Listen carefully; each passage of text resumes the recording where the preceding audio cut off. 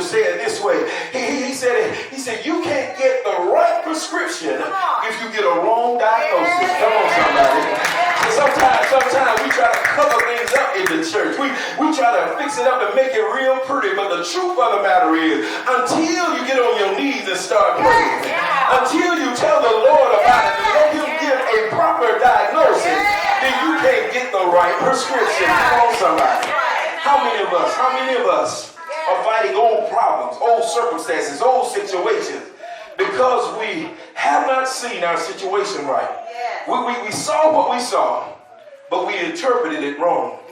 Viewing our problems from a lens of what happened rather than what is happening. I'm going to say that again. We view through our lens. We see what we see based off of what has already happened versus what God is doing right now and what he is happening. Let me help somebody. We still talking about what we did 20 years ago rather than asking God, what are we doing right now? So everything you do, you're doing it based off of 20 years ago rather than what God has going on right in front of you. What do you see, and are you seeing it right? Let's look at the text. Let's look at the text again. And when he had come to the multitude, a man came to him, kneeling down to him and saying, Lord, have mercy on my son, for he is an epileptic and suffering severely. For he often falls into fire and into water. So I brought him to your disciples. Took him to the church, my God. But they could not cure him. Let me just say this and I'm going to try to move on. Make sure the people around you can see clearly also. All right. The man said, I took him everywhere I knew how to take him. They couldn't help him. So they told me about you, the Son of the living God, Jesus the Christ. They said, bring him to him and he can heal him. That's right. But not only if you bring him to him, he got some disciples. That's right. Who've been empowered with power and authority to cast out demons. That's right. To heal the sick, to open the blinded eyes. If you can just get him to one of them, they too can heal him. And when the man got there, you remember Jesus, John, and who else? James and Peter was on the mountaintop, Mount Transfiguration. And they were doing what they were doing. So he wasn't on the scene, but the rest of the disciples was there. That's right. I said, watch who you hang around and make sure they can see clearly. Because even though you do what you do, when you're not around, your friends ought to, be able to do that too. Ask your neighbor, do you have 20/20 vision? Watch this. Neither the disciples nor the Father could see clearly. We have to be careful and make sure we're seeing everything right. Looking at my second point relative to the subject, dealing with these things and dealing with this kind, we got to do it right. When I looked at those next two verses 17 and 18, listen to what it said. It said, Jesus, hearing the man's complaint, he kind of got frustrated and he began to basically address the disciples. Now he was talking to all of them because he had been around teaching and preaching the gospel for a minute. But listen to what he says. Then Jesus answered and said, "O faithless and perverse generation." Now it'd have been fine if he had stopped at faithless. Right. But he said perverse.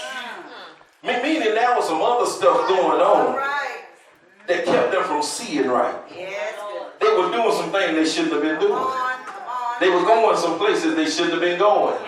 They was even thinking some things they shouldn't have been thinking about.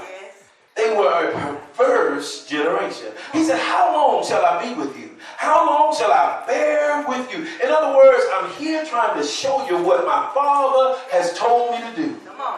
And all you're doing is down here bickering back and forth. Remember, Mark's gospel tells you that the disciples were distracted because they were disputing with the scribes. So they weren't about their Father's business, but instead they were trying to settle odds with each other. Come on, somebody.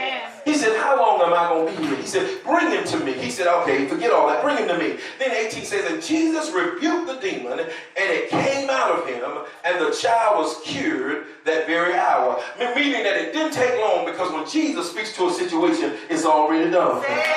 So sometimes he wants you to realize what he did, so he'll let it take a little while to do what it needs to do, but he wants you to be sure that it came from him and him alone. Come on, somebody.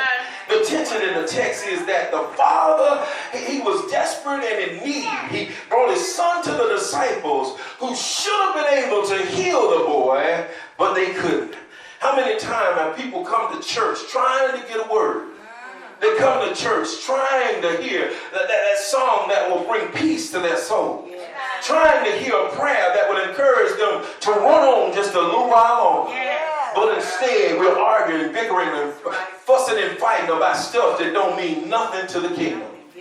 I'm saying there are too many distractions sometimes around the church.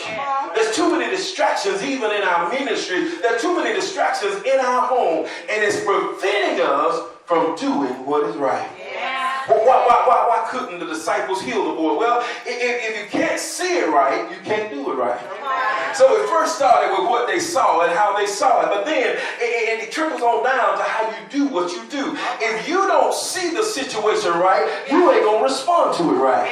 If I walk up to you and say, hey, how you doing? If you think I got an attitude, you're not going to hear what I said. You're going to perceive what you thought I said. Come on, somebody. So you're going to give me an attitude back. But we got to learn to see it right so we can begin to do it right. They were distracted and they showed a lack of discipline. Look, this is what Mark's gospel says. Mark chapter 9, verse 14 says, and when he came to the disciples, he saw a great multitude, and around them the scribes disputing with them. Immediately when he saw him, all the people were greatly amazed, and running to him greeted him. And he asked the scribes, what are you discussing with them? When Jesus showed up, according to Mark's gospel, he didn't even deal with the disciples. He dealt with the scribes. He said, you're supposed to be the leaders of the law. You're supposed to be letting the workers work while you go study the word so you can continue to teach the gospel. Why are you disputing with them when they're supposed to be doing what they need to do? My question to you is, when people are doing what God called them to do, why are you in the way? Come on, somebody didn't hear this. But they were disputing back and forth. There's a time and season for everything. And that just wasn't the time, because you had a situation that needed critically looking at and assessing. He said, why are you discussing? What are you discussing with them? Then one in the crowd said, teacher, I brought my son who has a mute spirit. They were distracted by doubters. I'm going to say it again. The disciples couldn't heal because they were distracted by doubters. Now, I asked you earlier, who's in your circle and can they see 2020? Do they have 2020 vision? I'm going to tell you now, don't be distracted by the doubters. If you got people around you who can't never see it work out, you need to erase them from your Rolodex. You need to take them off your Facebook. You need to get them out of your, contact list. Because sometimes God is going to do something that ain't nobody seen before. Sometimes God is going to do a new thing. That's going to be new to the community. It's going to be new to the church. It's going to be new to you. But he's trying to do a new thing so that his kingdom might come down here on earth as it is in heaven. Sometimes you got to get rid of the doubters. Remember, Jesus went to heal this child, and when he got there, all these people were there. They were professional mourners. They were crying. He put everybody out the house except for the parents, the disciples, and himself. Why? Because there were doubters in the room. And wherever there's doubters, he said Jesus can do not many miracles. It didn't say he couldn't do any miracles. He said he couldn't do many miracles. Why? Because there's doubters in the room. Don't be distracted by doubters. How many times have you allowed doubters to stop you from doing what God has taught you to do and taught you to do it the right way? Okay, let me hit somebody. I'm going to go close. How many times have you not done in your marriage what God has called you to do and what you committed to do when you stood before the preacher? Doubters. How many times have you not performed in the church and did what God told you to do because a group said not to do it? How many times, even in your school, when the rest of them didn't do their homework, they convinced you not to do yours? Y'all don't want to talk to me. I got to talk to my youth. How many times have your friend influenced you more than your parents or a godly counselor? How many times have you given in and been distracted by doubters? But not only were they distracted by doubters, but they showed a lack of discipline. Why do I say that real quick? And I'm going to try to get off this point. Matthew chapter number 10 says, Jesus gave them power and authority, but they lacked the discipline to walk in it when they got in chapter 17. Come on. Don't miss that. Back in chapter 10, he said, you have authority. Okay, let me prove it to you. And when he had called the 12 disciples to him, he gave them power over unclean spirits, to cast them out, and to heal all kinds of sickness and all kinds of disease. He gave them power and authority in chapter 10, verse number 1. But 7 chapters later, they sit there arguing back and forth with the scribes. When God gives you the power and the authority to do something, you got to have discipline to do it because God said do it. You got to have the discipline to walk by faith and not by sight. Because sometimes even your situation don't dictate that you do what you do. That's why I like this morning, and I thank God for it. And Deep didn't know this. I didn't talk to him coming in the door. Not about that, but he didn't know, but he had an extra prayer. He said, I feel one more prayer in me, y'all. So sometimes, even when we made up our minds of what we're going to do, God will tell you to do one more thing.